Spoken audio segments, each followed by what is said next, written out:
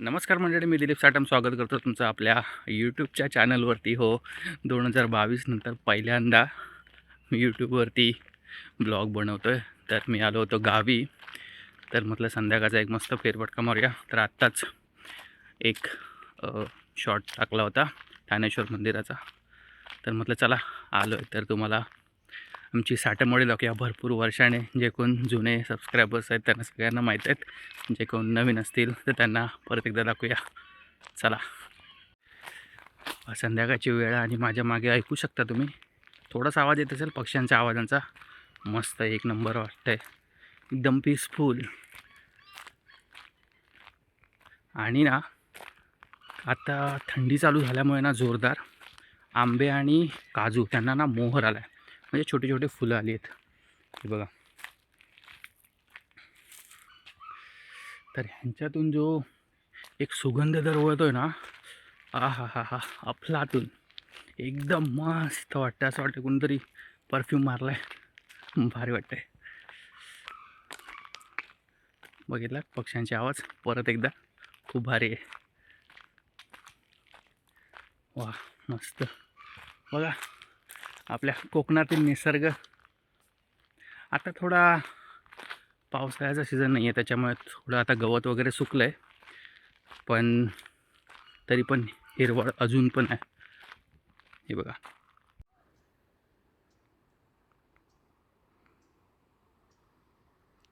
तुम्हाला ऐकायला येत असतील, तिकडे आमचा व्हाळ आहे, त्याचा मस्त पाण्याचा आवाज येतोय. आणि ही आहे आपली पायवाट. मस्त वाटते, म्हणजे मुंबईत जो आपला गदारोळ असतो ना सगळ्या गाड्यांचा, इकडे आल्यावरती एकदम असं बघा पीसफुल. आहा, गावची हीच मजा आहे, एकदम पीसफुल.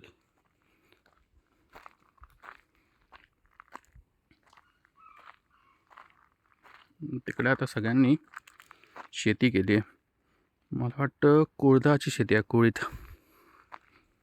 आपल्या गावी कुळीथ खूप होतो.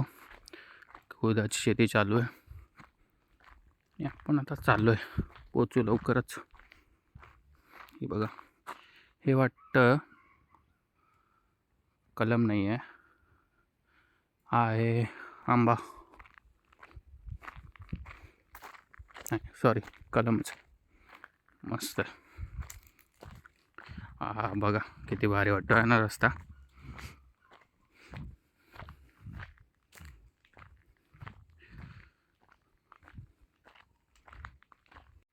तर हां, तुम्ही जे पण कोण नवीन नवीन कुठून बघत असाल, तर तुमचे जे कोकणातील गाव असेल ते कमेंट करून मला नक्की सांगा.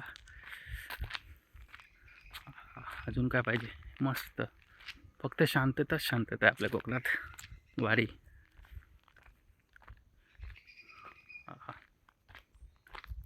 कोणी नाही, एक पण माणूस नाही आहे. फक्त आता मगाशी तन्मय गेला, बाकी कोणच नाही आहे.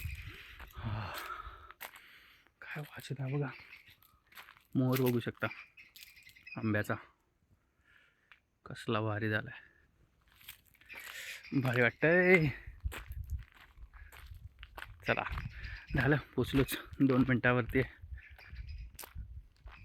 रस्त्यांवरून चालते ना, मी लहानपणी आमची इथे शाळा होती राणेवाडीत, तर तिकडे असे संध्याकाळचे यायचो 5:30 नंतर. Same feeling, same nostalgia.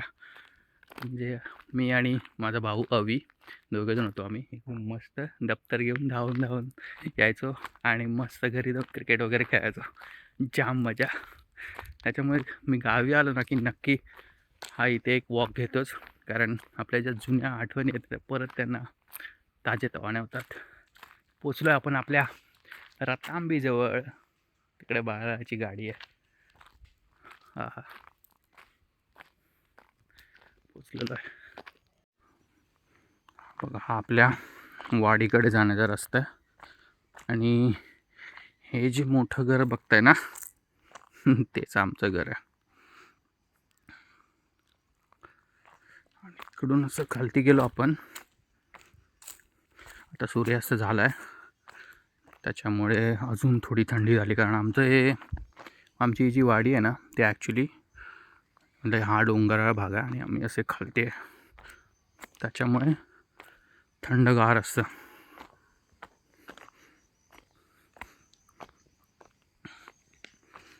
तिकडे समोर गेलो की लिंगेश्वराचं मंदिर आहे आणि ही आहे आमची वाडी, साटमवाडी.